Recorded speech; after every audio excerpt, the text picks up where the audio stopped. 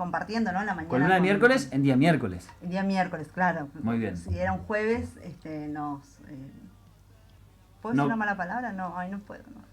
Depende de qué. Estaría retrasada si fuese un jueves, pero Claro, ahí te sale. ahí está Jorge, como siempre, muy políticamente correcto. Yo iba a decir me cagaba la columna, pero bueno, no me estaba saliendo otro sinónimo. Está bien. Bueno, el igual uso del lenguaje depende de cómo se utiliza. También, ¿no? aparte, Fontana Rosa era lo que exactamente. hacía como, ¿no?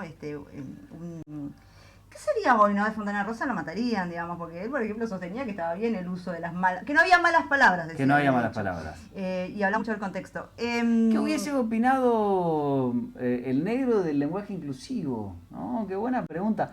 Estamos a 4 días de un nuevo aniversario del fallecimiento de Fontana Rosa. Mirá, justo. 19 de julio. Así que bueno, nuestro homenaje, mi pequeño homenaje. Bueno, no, sí, igual ustedes saben que yo puedo venir, te puedo caer un miércoles, un viernes, Muy un bien, lunes. y siempre será bienvenida. Sí, la otra vez era, creo que domingo, pasé, me saqué una foto y seguí de largo, ¿no? Muy bien, no había está gente. bien. El domingo no nos encuentra, pero... Pero bueno. Pero si nos avisa, venimos. Perfecto. No hay problema. Así que bueno, hoy un poquitito distinto a lo habitual, que bueno, generalmente traigo un tema. Hoy tenemos la participación especial, no sabía cómo, no es un invitado más, es la participación especial de Jorge Pictor Ríos, ¿no? Que ya ha visitado los estudios de Radio Más. Bueno, una persona que viene hace un montón con el tema del lenguaje inclusivo, también es una persona que está muy vinculada también con el tema de... Yo siempre, no quiero decir mal, es LGBTIQ+. Eso, bien. Bueno, como lo habíamos dicho la última vez, una activista. Diversidad sexual. Ahí está. Es más fácil. Es más fácil. Diversidad sexual y de género. Pero seguramente lo conocerán últimamente porque está muy a full con el tema del lenguaje inclusivo. Así que bueno, muchísimas gracias por venir a Radio Más, a sumarte a la columna. Yo no te sumé a la columna, ¿eh? Sí, gracias a ustedes. Yo te sumé a la columna. En realidad yo me sumé a la columna de Mariela y ella me dijo, dale, sí, cómo no. Me Muy cuelgo bien. de su capital simbólico, no iba a decir otra cosa. Muy bien. No, bueno, acá hay una retroalimentación. A nosotros, a Charlie y a mí siempre hablamos muy bien de que de vos y de tu participación porque siempre es interesante. Y hoy la idea es un poco debatir. Espero que hoy también sea interesante. Sí, sí, obvio. Así que arrancamos. Arrancamos. Un poco hago la presentación, que tengo que decir que es una propuesta de Jorge que me pareció súper interesante. Nos pareció muy interesante que es, yo lo puse los medios, 2 puntos. Un espacio plural, un espacio inclusivo, lo puse yo como título. Pero esto viene a cuenta de un informe que salió hace relativamente poco, sí, este año, a comienzo de este año, en donde habla de la desigualdad de género en los medios de comunicación. Menos de 1/3 de las fuentes consultadas en medios periodísticos son mujeres. Estamos hablando de medios digitales de Misiones. Esto es esta investigación. Está a cargo de la docente, también es investigadora, es licenciada y doctora en comunicación, no quiero decir mal el nombre, María del Rosario Millán. Ella también es, da clases en la Facultad de Humanidades y Ciencias Sociales en la carrera de Comunicación Social, donde está haciendo una investigación hace tiempo y en este relevamiento que hace en los medios surge el dato que dice que más o menos el 73, acá tenía bien anotado, por ciento, 73,8 para ser más exactos, de las fuentes corresponden a voces masculinas y el 25,4 a voces femeninas, y solo el 0,8% entra en la categoría de géneros no binarios. Dicho esto, ya le doy la palabra a Jorge. No, sí, hiciste una buena síntesis, ¿no? de los resultados. Ese es el dato quizá más contundente que de alguna manera nos sorprende, ¿no? Porque es una constante y es algo que lo vemos en todos lados. En este caso el relevamiento, como decía Mariela, se realizó en los 4 medios que, para la investigación se consideraron como los principales, ¿no? El Territorio Digital, Misiones 4, Misiones Online y Primera Edición. Y bueno, se focalizó justamente la pregunta, ¿no? Un poco que da origen a todo esto, según la investigadora, es quiénes hablan, ¿no? En Claro. los medios de comunicación. Las voces de quiénes son las voces legitimadas, a quiénes consultamos, a quiénes consultan los periodistas, ¿no? Cuando hay que hablar de determinada cuestión. Y bueno, estos son los resultados, ¿no? La verdad que es abrumadora la diferencia, ¿no? Y que también hay que agregarle un dato, que la mayoría, que acá se mezcla un poquito ya con lo que tiene que ver, bueno, el periodismo en general, cómo se hace periodismo en Misiones, quizás en las plataformas digitales en particular, que si bien el Territorio y Primera Edición vienen de ser diarios en el sentido clásico, Claro. ¿no? Medios de comunicación. Versiones papel. Exacto. Es distinto, me parece, a quizá esas otras dos plataformas que ya nacieron como nativas digitales, por decirlo de una manera. Pero bueno, también el dato que por ahí es interesante agregarles es que la mayoría, la gran mayoría también de estos medios, bueno, solamente consultan una fuente, ¿no? Y esa fuente es en general, muy en general, masculina, exactamente. ¿No? Bueno, ahí ya quizá tenga que ver con un montón de otras cuestiones, ¿no? De, bueno, ¿cuánto tiempo tiene un periodista o una periodista para realmente elaborar un informe en relación a lo que cobra? Digamos, acá se abren un Claro, montón, sí, sí. ¿no? De aristas, sí. Aristas que tiene que ver con, como decía yo, con el ejercicio en sí mismo de la profesión, ¿no? El oficio de periodista y bueno. Y que también me parece que pone en jaque, digo, pienso yo en la función de quien escribe las notas. Vos siempre vas a buscar una fuente oficial. Generalmente uno va en búsqueda de las cabezas de las instituciones a las cuales consultas. Y generalmente ahí es donde también aparece otro dato interesante, ¿no? Exacto. ¿Quiénes son las cabezas de las instituciones? ¿Quiénes son los funcionarios?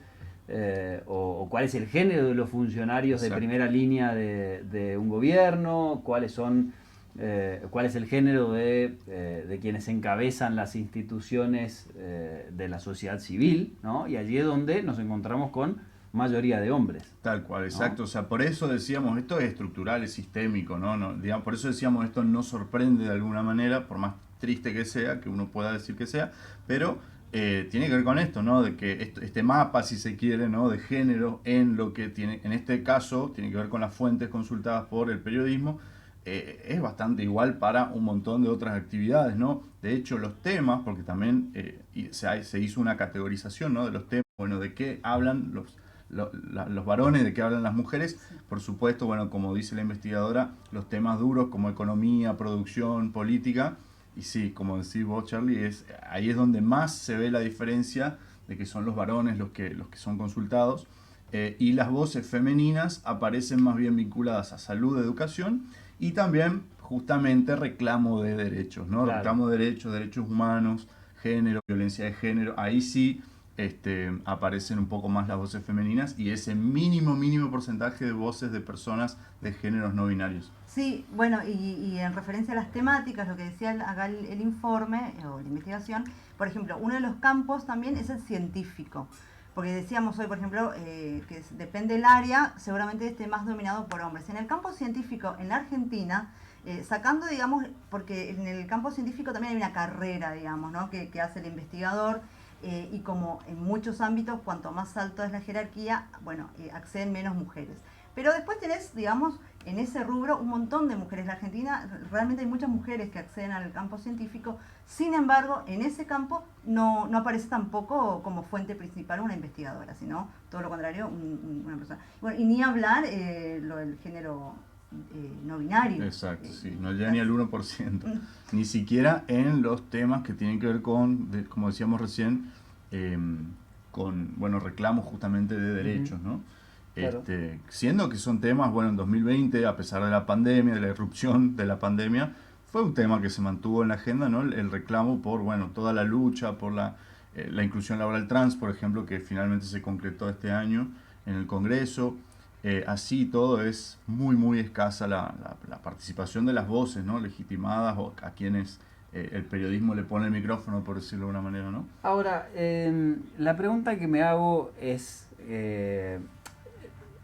¿legitiman los medios de comunicación a las personas no binarias en otros temas? ¿O solamente son fuentes de consulta para temas específicos relacionados a la diversidad de género, diversidad sexual?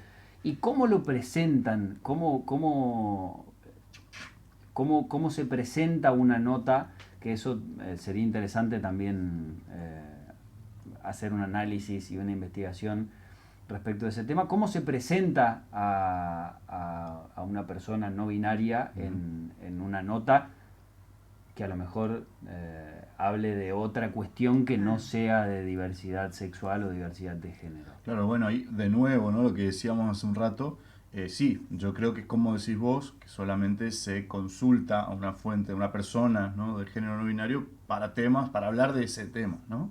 Pero bueno, también dos cosas, ¿no? Hoy por hoy, al menos, las personas de género no binario en sí son una minoría, eso hay que decirlo. Sí.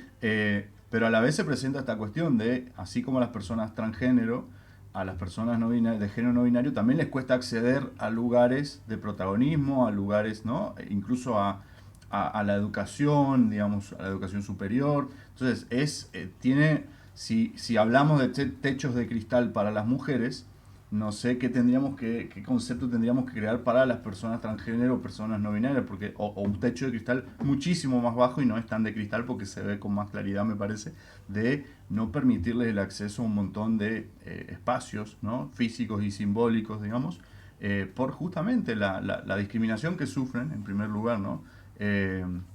Es conflictiva muchas veces. De hecho, creo yo que las personas de género no binario tienen una relación más conflictiva con el Estado que las personas transgénero, porque de alguna manera para el Estado, bueno, el Estado con la ley de identidad de género, de alguna manera, si bien abre el juego a las personas de género no binario, por ahí tiene más aceitada la cuestión, me refiero a documentos, ¿no? Por ejemplo, el RENAPER, bueno, ya sabe, ya conoce que hay personas transgénero, ¿no? Que hacen un cambio de, por ejemplo, varón a mujer, o viceversa. Pero entra en crisis con las personas de género no binario, ¿no? Ahí está. Yo creo que las personas más disruptivas hoy en día en nuestra sociedad, en términos de desafiarnos a pensar fuera del binomio, ¿no? El binarismo de género, son las personas justamente que no se identifican como varones, como mujeres. Que no es en defensa del Estado, ¿no? Porque bueno, me parece que hay que trabajar en esa materia. Uh-huh. Pero me parece que es un poco lo que nos cuesta a todos. Sí, ni hablar. Eso iba a decir que a la sociedad le cuesta, al Estado también le cuesta, digamos, bueno, pero en eso estamos, digamos, ¿no? Tratando digo esto por el hecho de no caer en esa disociación de, bueno, por un lado está el Estado como algo malo. No sé si quiero decir algo malo, pero algo que está por fuera de la sociedad, ¿no? Cuando en realidad, bueno, el Estado es una parte de, claro, ¿no? O una consecuencia de, ¿no? Exacto, lo que sucede en el Estado es parte de lo que sucede también dentro de la sociedad. Algo que creamos y que nos crea, claro. Nos ponemos filosóficos.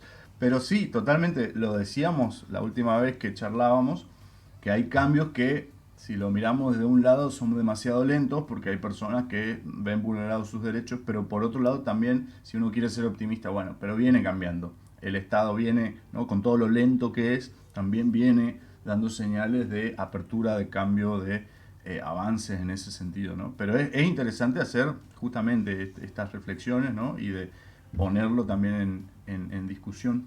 Bueno, en referencia a cómo puede aportar el Estado, bueno, podemos ya vincular o hacer mención de esta ley, ¿no? De equidad de género en los medios de comunicación, en donde justamente lo que quiere es abrir, digamos, el espacio para, a ver cómo dice, dice que contempla un cupo para personas trans del 1%. Sí, exacto, sí. En este sentido te voy a pedir ayuda, porque ¿sí? por ahí, pero también tenemos aquellos que por ahí no se identifican como trans, bueno, digamos, entraría también, digamos, ¿cómo digamos, vos evaluás a quién darle el cupo? No sé si... Claro, bueno, por eso, es un poco lo que decía Charlie, ¿no? Esto está en cambio, en movimiento, ¿no? Se está pasando, digamos, de alguna manera. Hoy también cuando, no me quiero olvidar de tu pregunta, María, pero Sí. me hiciste acordar algo que hoy pensaba mientras hablaba Charlie, de esta cuestión del periodismo, ¿no? Volviendo un poquito al periodismo, que el Sí. periodismo también está necesitando entender un poco más sobre todos Sí, estos sin temas, duda, Sí, sí, sin ¿no? duda, sí, sí, sin sí. duda. Como para poder hacer bien su trabajo, por decirlo de E manera incluso ahí respetuosa. sí me parece que puede haber no quiero utilizar la palabra intervención porque puede sonar mal, pero sí una colaboración de organismos del Ujú. Estado que sí están para capacitar a los periodistas, para capacitar a medios de comunicación en cómo abordar determinados temas, ¿no? Ujú. Me parece que ahí sí se puede hacer un buen trabajo, más allá de que después uno se encuentre con algún... Resistencias. Claro, con resistencia que las hay en todas las discusiones, ¿no? Pero me parece que sí hay organismos del Estado que pueden trabajar Ujú. en capacitar a periodistas y a medios. Exacto, de hecho, la Defensoría del Público venía haciendo ese trabajo de manera Claro, bastante me acordé de eso. satisfactoria, si se quiere, Ujú. ¿no? Y bueno, el INADI un poco también, y un poco esta ley también, lo que son leyes que está bueno verlas como en un conjunto, ¿no? Como Ujú. parte de un todo, y no de manera fragmentada, digo, me refiero al cupo laboral trans, me refiero a una serie de leyes que vienen de alguna manera impulsando esta voluntad de, bueno, de dar equidad, igualdad, ¿no? De incluir a sectores históricamente rezagados, marginados, ¿no? Eh, y con respecto, bueno, a esta ley hace un poco las dos cosas, ¿no? Ahí podemos vincular los dos temas porque eh, lo que hace es proponer para todos los medios de comunicación esto se sancionó, ya se promulgó, se sancionó el 11 de junio, hace un mes, más de un Ujú. mes, así que ya la ley está promulgada y todo. Y lo que propone es, para los medios del Estado, de todas las plataformas, no importa qué plataforma, televisión, radio, internet, eh, incorporar lo que llaman el principio de equidad, que es interesante que usen el concepto de equidad y no de igualdad, por ejemplo, ¿no? Ni de paridad, que se viene usando, ¿no? Paridad de género en la política, por ejemplo, ¿no? O igualdad de género tal, ¿no? En este caso usan el concepto de equidad eh, y lo que proponen es justamente para los medios de comunicación del Estado es obligatorio, para el sector privado no es obligatorio, simplemente está la invitación, por decir de una manera, de acreditar la implementación de este principio de equidad, que ahora voy a decir más o menos de qué se trata, y obtener un certificado, ¿no? Que por ahí suena llamativo, obtener un certificado que dé cuenta que ese medio implementó el principio de equidad y puede acceder a beneficios en términos de pauta Sí, publicitaria, que claro, el es un sector tema privado. en sí mismo, ¿no? La Sí, pauta. Uf, Pero bueno, ahí entramos en otro... Otra arista que se abre. Sí, claro, eso te iba a decir que acá, bueno, en la gestión pública no habría drama, pero bueno, hay incentivos para el sector privado Ujú. que adhiera con beneficio en el acceso a la pauta oficial. Ajá. Es decir que, dice acá en la nota de página 12, se premia a aquellos que demuestren avances en equidad de género. muy bien. Sí, bueno. Bueno, Sí, todo un tema, ¿no? Sí. Pero bueno, alguna de las cosas que propone, bueno, en qué consiste este principio de equidad, tiene que ver con la contratación de trabajadores para ese medio, ¿no? La distribución de las tareas, de modo tal que, porque lo que se viene viendo, por supuesto, que los puestos jerárquicos tienden a ser ocupados solamente por varones y tareas de menor jerarquía, si se quiere, mujeres, ¿no? Entonces, tratar de equilibrar esa distribución, también, también por otro lado, generar contenidos desde esos medios de comunicación que también tiendan a, bueno, visibilizar identidades no visibilizadas, tratar de contribuir a este principio de equidad también en términos simbólicos, ¿no? De qué se produce en términos de contenidos y capacitaciones. Y ahí enganchamos lo que veníamos diciendo, ¿no? Ujú. En este sentido también, que es la perspectiva de género, ¿no? Y diversidad que es la misma que propone la ley Micaela para quienes trabajan en el Estado, digamos, por eso digo que hay que verlo así de manera De manera panorámica, integral. integral, exactamente, porque son varias leyes y todas apuntan a lo mismo. Y un punto polémico también de esta ley es que uno de los ítems en esa lista de, bueno, qué es el principio de equidad, incluye la promoción del lenguaje inclusivo. Y ahí explota todo, como siempre, ¿no? Cuando hablamos del lenguaje inclusivo se vuelan las pelucas, ¿viste? Se incendia todo. Y de alguna manera, en respuesta a esto, empezamos a escuchar que empiezan a aparecer proyectos de ley en el Congreso de la Nación para prohibir, ¿no?, el lenguaje inclusivo, que a mí personalmente, lo decíamos también, ¿no?, es fuerte escuchar la palabra prohibir, claro, ¿no? Porque por un lado lo que se está proponiendo es incentivar, ¿no?, en positivo, digamos, y no es una obligación, y eso hay que decirlo, ¿no? O sea, todas las veces que se aprobó el lenguaje inclusivo en tal universidad o lo que sea, en realidad está bien, si lo usás no se te va a castigar, no se te va a sancionar, pero nadie está obligando a nadie a que lo use. Claro. Y después está la discusión, bueno, pero ¿qué pasa cuando el propio Estado empieza a usar el lenguaje inclusivo, ¿no? Ahí es donde se pone más polémica la cosa. Y yo siempre digo, siempre uso esta metáfora, la repito siempre porque me parece ilustrativa, de que, bueno, el Estado tiene la obligación de agrandar las puertas de un edificio público para que entre una silla de ruedas, aunque la mayoría de la gente, de nosotros, no necesitamos una silla de ruedas, claro, pero el Estado debe hacerlo porque debe garantizar que todos accedan. Claro. Entonces, es lo mismo. Incluso tiene la obligación, y allí sí Exacto. tiene la obligación de garantizar el acceso a través de la rampa, Exacto. a través de un ascensor, a través de lo que fuere, pero ahí sí hay una obligatoriedad. Exacto. De garantizar el acceso. Exacto, para que una persona sorda, una persona ciega, para que absolutamente la totalidad de la población pueda acceder. Y de la misma manera el Estado se puede, ¿no?, hacer me parece a mí es válida esta comparación, decir, bueno, el Estado tiene la obligación de utilizar el lenguaje inclusivo para realmente incluir a todos, sin obligar a nadie a que lo use, por supuesto. Entonces ahí es polémico, hay que decirlo, ¿no? Pero es una discusión que está, ¿no?, ahí en curso.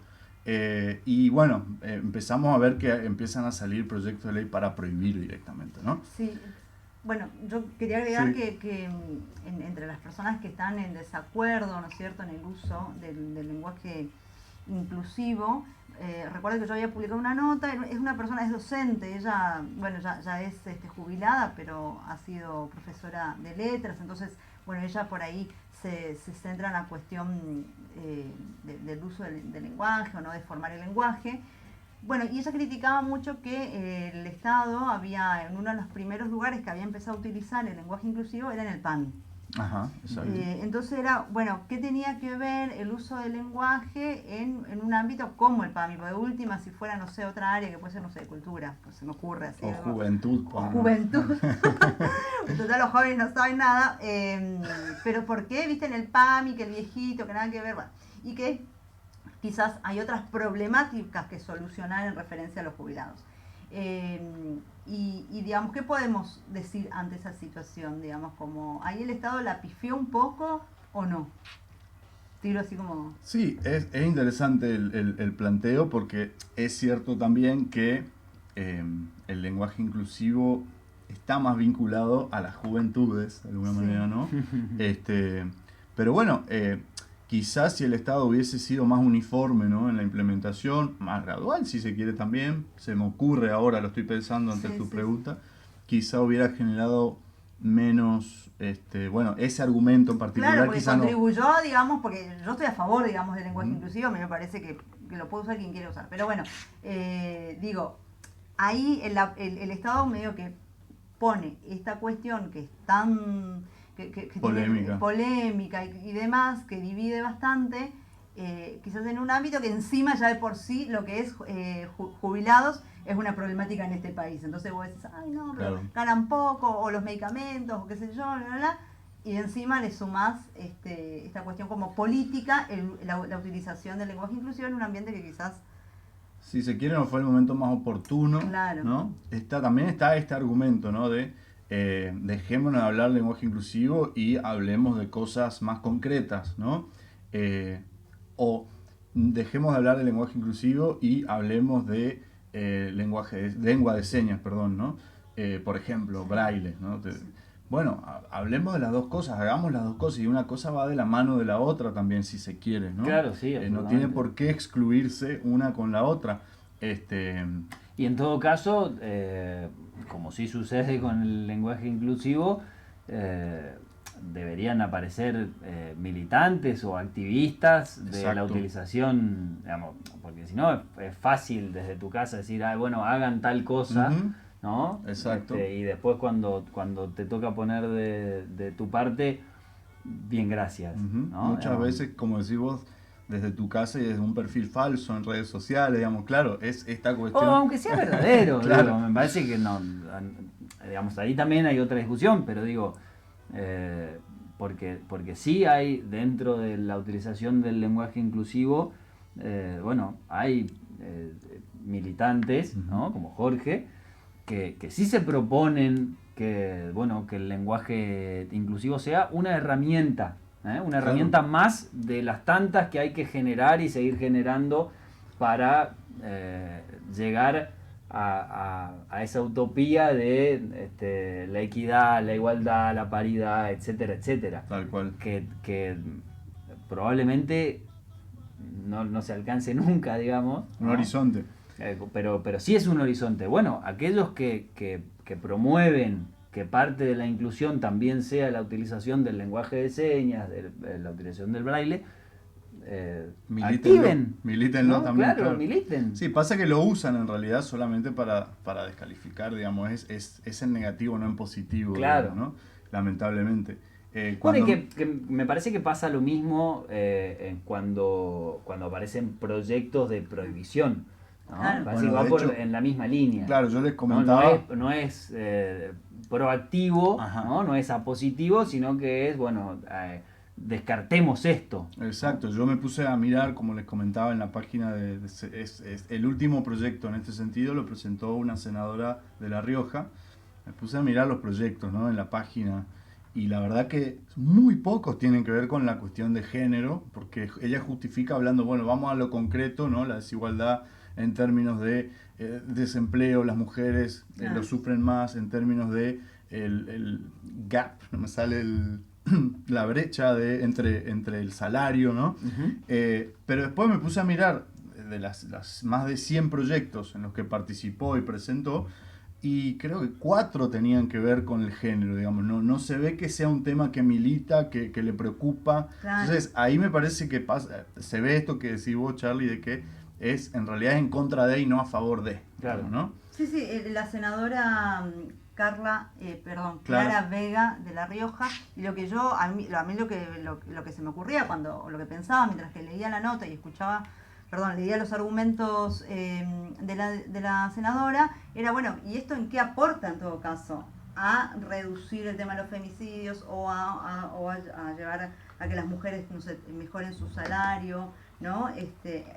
Tampoco, digamos, en referencia a lo que vos decís, o sea, esto tampoco, o sea, no presenta proyectos que realmente en concreto, porque en un momento habla, ¿no?, de que el uso del lenguaje inclusivo no tiene un impacto real en las desigualdades, por ejemplo, de las mujeres y demás. Bueno, pero esto tampoco creo yo que tiene un impacto real, digamos, tampoco aporta. Prohibirlo, claro. Prohibirlo y eso, no suma en lo absoluto. Genera, digamos, esto como, es una instancia, está bueno porque es una instancia de discusión y debate. Yo no creo que esto fuera realmente ley, que se llegara al punto de prohibir el uso. Está bien, ella habla de espacios muy específicos, porque bueno, único que falta es que venga una policía del... Estás charlando con tus película. amigues en la vereda y detectamos que usaron policía. Lenguaje inclusivo, ¿viste? Claro, sí. Una contravención, ¿viste? Por ahí.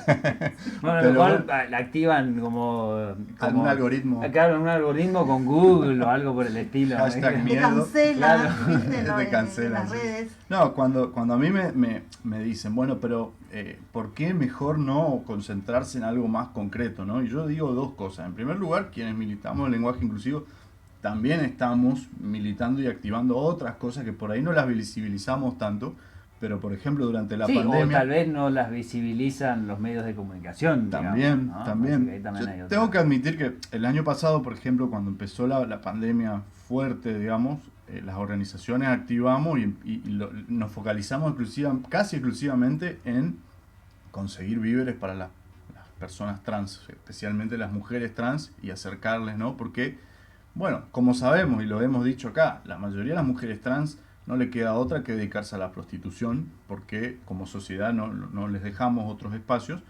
y por eso era importante la ley de inclusión y cupo laboral trans. Entonces, claro, cuando llegó la pandemia, digamos, el aislamiento ese inicial que fue casi total, ¿no? Donde salías a la calle y te hacían volver a tu casa el año pasado, sí. por supuesto que las chicas, las compañeras trans se quedaron sin poder generarse el peso para subsistir. Entonces, la prioridad de todas las organizaciones fue conseguirles alimentos y acercarles a las compañeras, digamos. O sea, esas cosas, bueno, por eso te decía, sí, de hecho lo visibilizaron los medios. Eso está, hay que admitirlo, hay que decirlo, pero no tanto quizás como, digamos, las audiencias quizás no se interesan tanto por eso, como si se interesan por decir, no me quieran cambiar como hablamos, digamos, que eso de la digamos, genera otro tipo de respuesta, interés, polémica, ¿no? Recuerdo que hace unos meses atrás, creo que fue Misiones Online, le hizo una nota a un grupo de escritores jóvenes, deben tener entre 17 y 25 años, que se llama Lesotres. Ese grupo nace a partir de la SADEN joven, ¿no? Hay gente ahí que, bueno, no sé si se fue de la SADEN o no, pero bueno, eran los más jóvenes y armaron este grupo que se llama Lesotres. Y todos los comentarios, qué sé yo, el 90%, o sea, la mayoría de los comentarios eran obviamente criticando, diciendo que no, la juventud, que no sabe nada, que esto, que no hace nada productivo. Y estamos hablando de gente que le gusta la escritura y que escribe y que está siendo productivo. De repente, o sea, la gente también es criticar por criticar. Sí, obvio. Y vos decías, y es más, hay gente que iba y contestaba, gente que yo conozco, gente formada, gente que sigue leyendo y que lee un montón, y era muy gracioso escuchar a los que estaban en contra del lenguaje inclusivo, mandarle a leer al pibe, a este chico, que digamos tiene más biblioteca encima imposible. O sea, realmente a la hora de ponerse a discutir el uso de por qué el otro utiliza, ¿no? este lenguaje inclusivo, los argumentos hacen agua, ¿no? De alguna manera, y no miden, digamos, o sea, usás la E y ya sos como, no sé, un bruto, digamos. Quería agregar la segunda cosa nada más, para que no quede colgada la idea de que, bueno, por un lado eso, de que quienes militamos el lenguaje inclusivo, en general militamos cuestiones mucho más concretas como la que les comentaba hace un rato, ¿no? Y por otro lado, también porque reconocemos el poder que tiene el discurso, el lenguaje, ¿no? Y siempre pongo el ejemplo de cómo el Estado iba a generar políticas contra los femicidios cuando no existía el concepto de femicidio, no existía la palabra femicidio. Cómo el Estado va a elaborar políticas públicas para personas de género no binario cuando no existe ese concepto. Y cuando yo le he preguntado a la RAE, ya que tanto todo el mundo en nuestro estatus de colonialismo, todo el coloniaje en realidad, la RAE, lo primero que se nos aparece es la RAE, como si fuese tenemos que ir a Madrid a preguntar si podemos usar así el lenguaje. Supuestamente, también un poco funcionaba esto que decíamos hoy, ¿no?